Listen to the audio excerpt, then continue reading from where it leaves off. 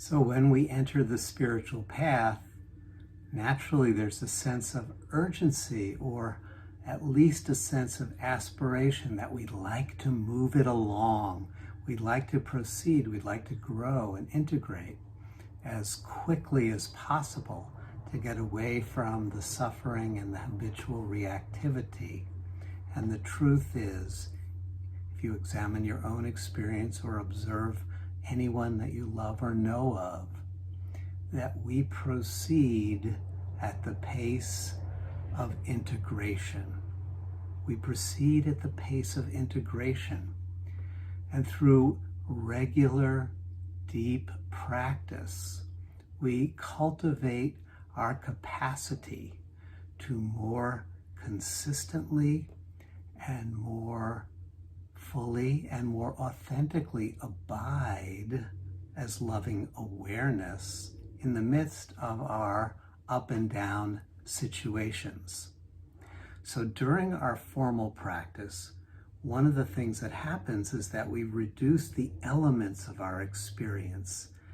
In the ancient days, they said from the 10,000 things, you might say from the 10 million fragments and distractions, we reduce our experience down to 3 things: to the meditator, the object of meditation, whether that's the mantra, the breath, or whatever it might be, and to the act of meditation. The meditator, the object of meditation, and the act of meditation.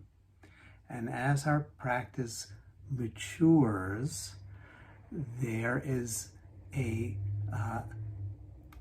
dissolving away of the boundaries between these 3 factors. They begin to merge. The boundary separating them one from the other becomes thinner, more diaphanous.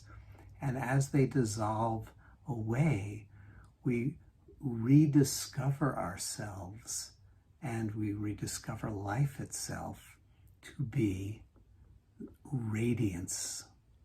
So this is one part of the practice, one phase, as you are. It's the releasing of fixed identity structures and worldviews and of conditioned memory tracks into the healing presence of radiance.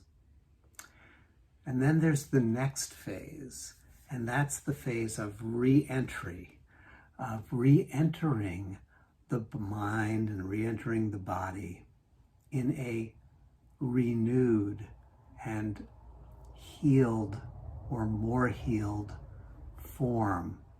And the renewed form that we return with comes from allowing the healing energies of the radiance to reform the patterns of our consciousness. So it's not something we're hacking or strategizing or figuring out.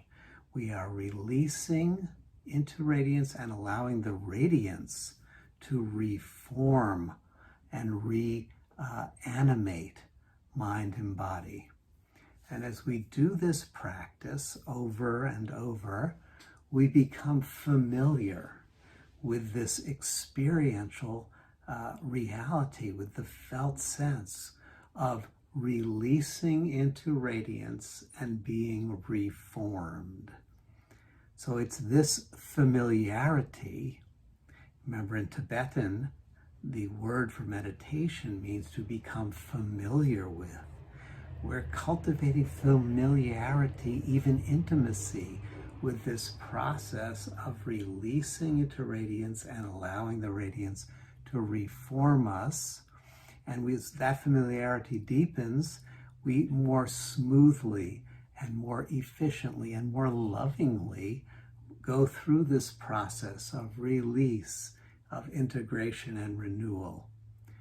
And we become really more and more capable of allowing the system that we are, that we inhabit, the mind-body complex, to consciously experience and even to relish this process. Now, as inspiring as the process innately is, we can also recognize this, that if we're too enthusiastic and that we push too hard, the system itself pushes back. And if we try to force the process of healing, of awakening, of integration, it's like an irony. To force integration, it doesn't work.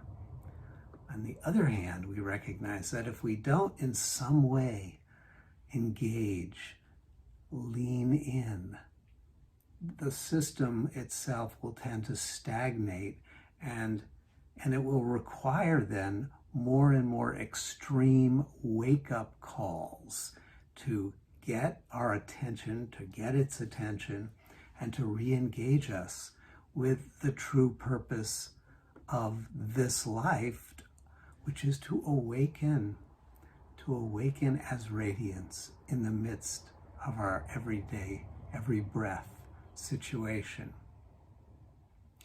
So the ancient maxim is to make haste slowly. If we practice, in other words, with sort of an underlying anxiety or emotionally driven urgency to be free, at a fundamental level, we will be reinforcing those very states of anxiousness and emotional drivenness. But if we're just going to lie back on the divan, nibbling bonbons, it may not be likely sufficient engagement to facilitate the awakening process. So there's an optimal degree of intensity, an optimal degree of discomfort, of heat, that's called in Sanskrit and in the yoga tradition, tapas.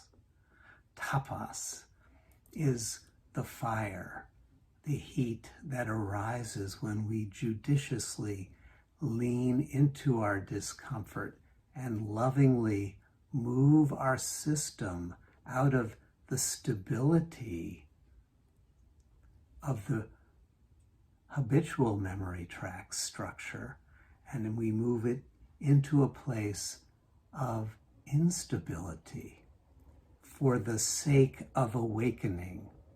So this process of cultivating our capacity, which deepens our ability to realize, embody, and express radiance, that goes through three kind of movements, like in a symphony, three movements. The first movement is the movement of stability, where the system is in equilibrium and in a, let's call it a partial state of health, a partial state of awakening.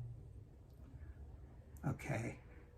Then we practice in order to move into the second phase, or the second movement of the symphony of awakening, where we move into instability. The heat, the tapas, works, and we are in, and the system is destabilized, and the old patterns are disrupted.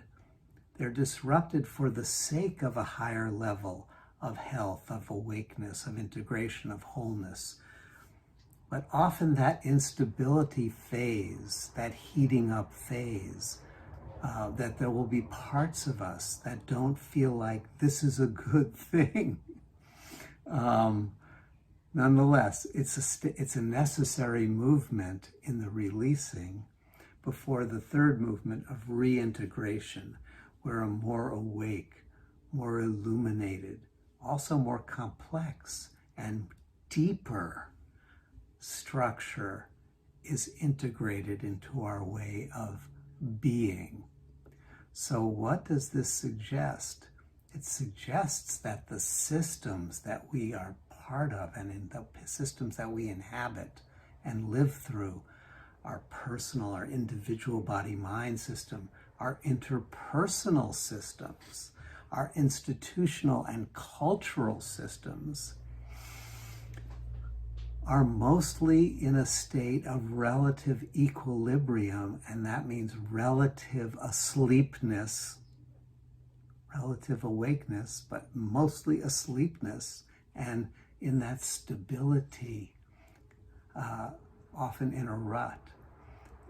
And that the systems themselves, or parts of the systems, will tend to avoid, run from, repress, fight with the heat.